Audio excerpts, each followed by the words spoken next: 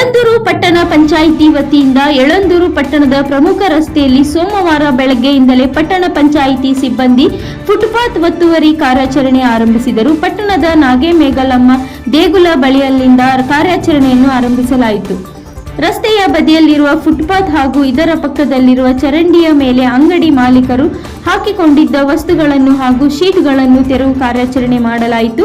ಈ ಸಂದರ್ಭದಲ್ಲಿ ಕೆಲ ಅಂಗಡಿ ಮಾಲೀಕರು ಏಕಾಏಕಿ ತಮ್ಮ ಆಸ್ತಿಗಳಿಗೆ ಜೆಸಿಬಿ ಯಂತ್ರದ ಮೂಲಕ ಹಾನಿ ಮಾಡುತ್ತಿದ್ದನ್ನು ಖಂಡಿಸಿ ಪಟ್ಟಣ ಪಂಚಾಯಿತಿ ಅಧಿಕಾರಿಗಳೊಂದಿಗೆ ವಾಗ್ವಾದ ನಡೆಸಿ ಘಟನೆಯೊಂದು ಜರುಗಿತು.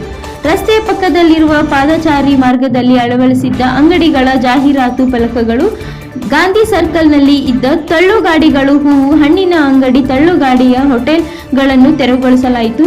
ಕೇವಲವರು ಸ್ವಯಂ ಪ್ರೇರಿತರಾಗಿ ತಮ್ಮ ಅಂಗಡಿಗಳನ್ನು ತೆರವುಗೊಳಿಸುತ್ತಿದ್ದ ದೃಶ್ಯವು ಕಂಡುಬಂದಿತು. ಈ ಸಂದರ್ಭದಲ್ಲಿ ಮುಖ್ಯ ಅಧಿಕಾರಿ ಎಂಪಿ ಮಹೇಶ್ ಕುಮಾರ್ ಮಾತನಾಡಿ, ನ್ಯಾಯಾಲಯದ ಆದೇಶದಂತೆ ಪಾದಚಾರಿ ಮಾರ್ಗಗಳನ್ನು ತೆರವುಗೊಳಿಸುವುದು ಕಾರ್ಯಾಚರಣೆಯನ್ನು ಮಾಡಲಾಗುತ್ತಿದೆ. ಈಗಾಗಲೇ ಈ ಬಗ್ಗೆ ನಾವು ಅನೇಕ ಬಾರಿ ಸೂಚನೆಯನ್ನು ನೀಡಿದ್ದೇವೆ. ಕೆಲವರು ಸ್ವಯಂ ಪ್ರೇರಿತರಾಗಿ ತಮ್ಮ ವಸ್ತುಗಳನ್ನು ತೆರವುಗೊಳಿಸಿಕೊಂಡಿದ್ದಾರೆ. ಸೂಚನೆ ನೀಡಿದ್ದರೂ ತೆರವುಗೊಳಿಸದ ಅಂಗಡಿಗಳನ್ನು ತೆರವುಗೊಳಿಸುವ ಕಾರ್ಯಾಚರಣೆ ಸೋಮವಾರದಿಂದ ಆರಂಭಿಸಲಾಗಿದೆ. ಇದು ಪೂರ್ಣಗೊಳ್ಳುವವರೆಗೂ ನಮ್ಮ ಕಾರ್ಯಾಚರಣೆ ಮುಂದುವರೆಯಲಿದೆ. ಇದರಿಂದ ಪಾದಚಾರಿ ಮಾರ್ಗಗಳು ತೆರೆದುಕೊಳ್ಳುತ್ತಿವೆ. ಹಾಗಾಗಿ ಸಾರ್ವಜನಿಕರ ಓಡಾಟಕ್ಕೆ ಅನುಕೂಲವಾಗುತ್ತದೆ.